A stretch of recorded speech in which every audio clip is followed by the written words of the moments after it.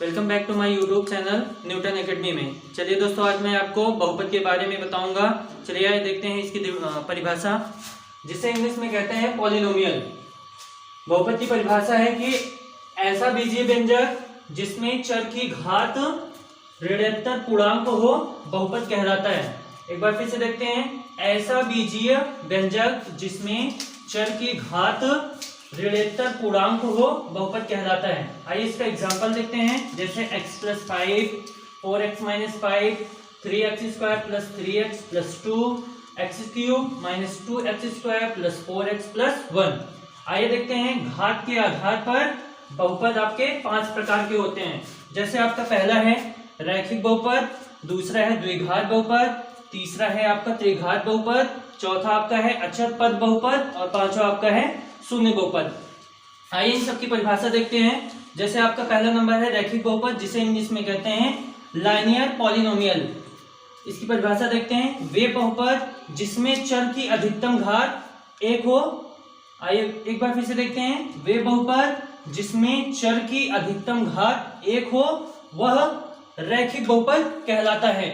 आइए इसका एग्जाम्पल देखते हैं, जैसे 4x + 5, 2x + 5, 4y - 3। ऐसे आप और भी एग्जाम्पल दे सकते हैं। आइए दूसरी परिभाषा देखते हैं, आपकी क्या है द्विघात बहुपद, जिसे इंग्लिश में कहते हैं क्वाड्रेटिक पॉलिनोमियल। इसकी परिभाषा देखते हैं, वे बहुपद जिसमें चर की अधिकतम घात 2 हो उसे कहते हैं हम द्विघात बहुपद। जैसे एग्जाम्पल देखते हैं यहाँ पे x² + 5x + 6, और दूसरा एग्जाम्पल है आपका x² + 4, और तीसरा एग्जाम्पल है आपका y² + 3। और तीसरी परिभाषा आपकी है त्रिघात बहुपद, यानी जिसमें चर की अधिकतम घात आपकी 3 हो उसे त्रिघात बहुपद कहते हैं।